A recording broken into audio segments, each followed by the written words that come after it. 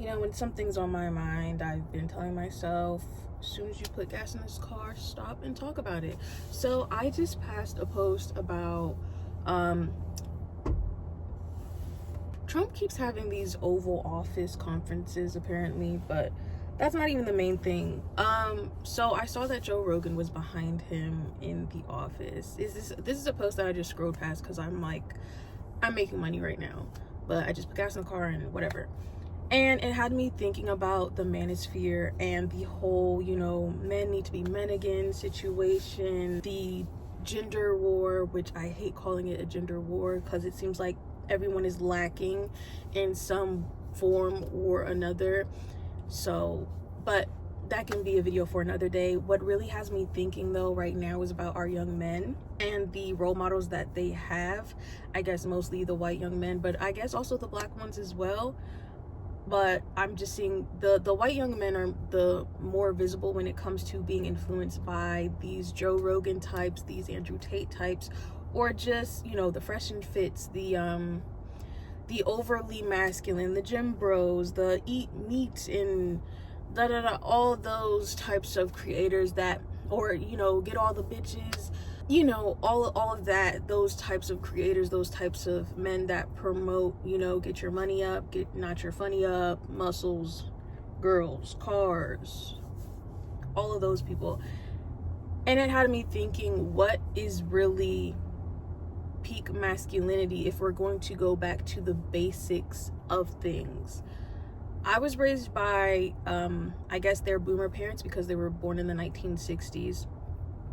So, and my parents had me in their late 30s. So how I was raised was very mix of traditional and more modern, but more traditional than anything, especially when I was told, how to be a lady, feminine qualities, all of that jazz. And my dad was always a provider until he started messing up. But that's neither here nor there. The reason why I'm bringing this up is because of the examples of men that I've seen that is peak masculinity to me, but also what I think is actually what masculinity is supposed to be, considering that men keep on bringing up they are the protectors, and they haven't really been protecting shit. If anything, they've been the ones that we need protection from, and they know that, and they want to act like they don't know that, even though our fathers, our grandfathers, our brothers have told us to watch out for them as human beings, as people.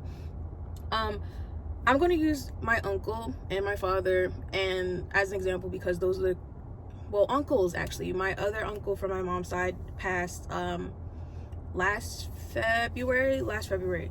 So the role models I had growing up when it comes to what is a man is someone who is involved in their community in some form or fashion, care about the woman in their lives and their goals, their dreams, and helps them achieve those goals, those dreams.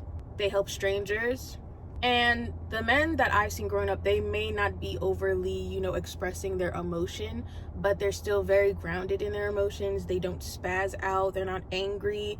They're not even overly macho. They're just very active individuals. They provided, but also gave their woman room to do as they please with their money as well. They're very present my uncles anyway were very present in family activities. My uncle on my dad's side specifically has always been very involved in my little cousins, the boys' lives, because young men do need role models. And sometimes their fathers don't have the privilege of having that much time to really teach them things or be there for them to set an example in a way, because maybe they're too busy working or whatever the case may be. That's why people say it takes a village. So I'm saying all of this and I'm thinking about all this and I'm thinking about what message these young men are getting today about what a man is and what masculinity and what is true peak masculinity, and saying that you're soft for caring about this and that. And all this tradition they talk about, I look at the men from these time periods, from the time periods that they like to boast about so much, and it's the complete opposite of what they're teaching young men today. And it's pretty bothersome. It's really bothersome, because in order for this society to, at least for Americans, for the society to get better, the men have to lead, unfortunately. If those are the people that are running this society, as we like to say, this is a patriarchy, they have to lead, and not lead with a fucking belt. That's not how you do it. You are supposed to give space for the woman and the children to speak their piece and to change that as a community. If you are supposed to be protectors, you are not protecting shit in this current day and age. Men want to be mad that women are calling out things, and especially with the news that we keep getting about husbands, trusted individuals, people that we trusted to marry, drugging their wives and calling in strangers to do things to them and doing things to them themselves, unbeknownst to the no consent, nothing. Another story, I did not look into the most recent story with the I think it's WhatsApp is the app that they used for carrying this out, and there was a website, I guess they put things on that had like over 60 million hits, views, visits, whatever. Okay, boom. It started because there was a porn website called motherless.com, is home to more than 20,000 videos of so-called sleep content uploaded by users with hundreds of thousands of views. The website, which had around 62 million visits in February alone, and whose core audience is in the United States, describes itself as a moral-free file host where anything legal is hosted forever. The illegality of some material posted is in serious doubt. So-called sleep content is categorized using descriptive tags such as passed out and eye check. In these videos, men film themselves lifting the closed eyelids of women to show they are sleeping, or sedated, with some eye check videos surpassing 50,000 views inside the motherless sleep community, first reported on by German investigative journalists Isabel Beer and Isabel Stroh. Members trade advice on how to drug their partners. On the ZZZ chat group, which a motherless user had linked to and where we first met Piotr, and they do the same. CNN is not providing the names and da-da-da. One motherless user claimed to be running a business selling and dispatching sleeping liquids to any address in the world. These men are getting together, they're networking just to assault people, just to assault their wives, just to assault their mothers or whoever the fuck they're assaulting. Family members, non-family members, it doesn't fucking matter. The core audience, United fucking States. And you want to, and we want to sit here and act like our country is ran by someone who is most likely, if he wasn't a rich businessman, a rich man, he would be participating in something like that. I have no doubt in the world that he would participate in something like that. No doubt in my mind. And this is the person running our country. This is the masculinity that our sons have to look up to, because parents are so overworked, so tired, so malnourished, that some of them don't even catch it. And when they do catch it, it's too late. This is our peak masculinity, ladies and gentlemen. These are the men that are sit here to protect us. Crazy. It's really crazy. It's really weird. It's really strange. It's really disgusting. It's really disturbing. I am blessed to have the men that I have in my life currently, but holy hell, the amount of men who get off to seeing just using women as objects and incubators, and seeing them as nothing more than someone to clean house, cook, and give them sex, and give them a family. But they don't want to be fathers. They don't want to be dads, I'll say. They want to be a father. They don't want to be a dad. And some of you, or even a lot of you, are mad that women talk about men the way they do. It doesn't matter if it's not the men in their lives.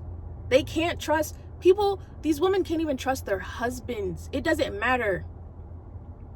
It doesn't matter how much vetting or how much checking you do is in a person. It doesn't matter how many red flags you think you're looking out for. It doesn't matter. It doesn't matter. That's what women are getting from these situations. It does not matter what they see and what they fact checked, because the husband could be hiding so much. Things can be overlooked. People are sneaky. It doesn't mean that the woman wasn't checking. It just means he presented himself so well and kept his secrets as he kept them. And that's what it was. And that's what it is. There is constant, oh, choose better. Choose better. They thought they chose better because they married this person. They thought they chose better. And that person broke their trust. The other case that was in France, the older woman who was with her husband for however long, for so long, and thought everything was smooth gravy, and he was doing that the whole time. choose better.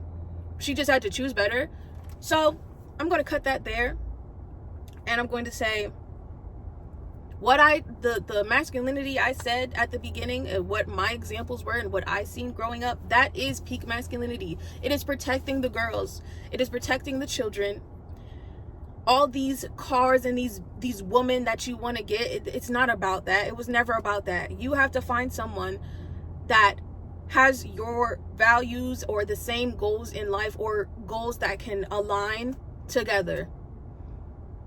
Someone who can feed you intellectually, someone who can be the backbone when you can't be the backbone, someone who can lift you as you're lifting them. I don't know. I'm trying to say anything that will make sense to people, because this is so disgusting. Nobody is valuing us.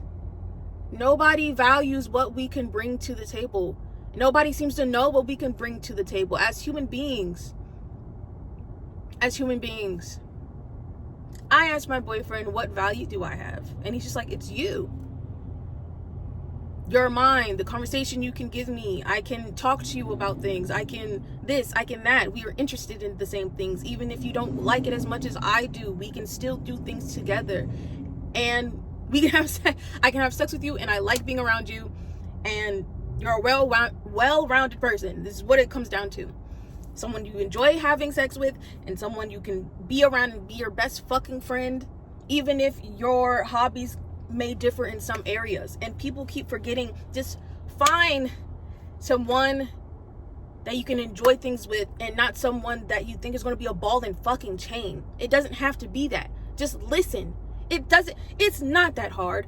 As many people say that women are so complicated in this and that, we do have different communication styles. But if you just sit for a second and get where the disconnect is, everything is gravy from then on. That is it. That is literally it. That's what I've been seeing. Some men are different and a little bit more analytical than emotional, so they can't always grasp it. And that's where they're just going to have to find the woman that's more analytical than emotional. And there are women like that out here. Just like I like to think that because there are trans people out here, everyone's going to have a different mindset no matter what sex you were born into.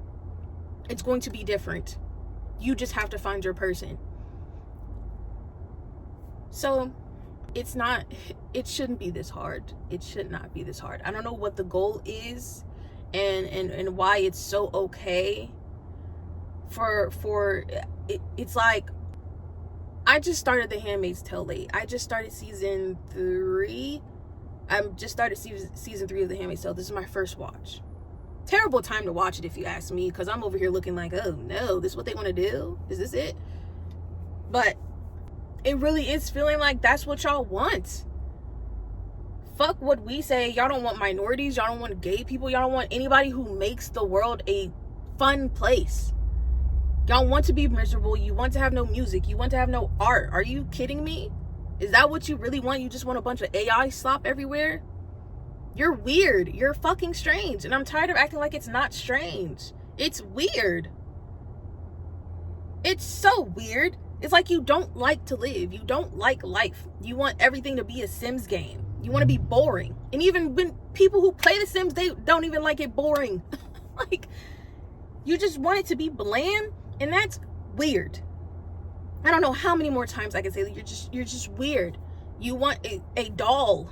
It's weird. You don't want any human connection. Are you even human in the first place? Did somebody take that away from you in your upbringing? It's strange. It's weird. We're not going to let the world, or the United States, that is, get that far. We can't let it get that far, because there's so much value in all of us,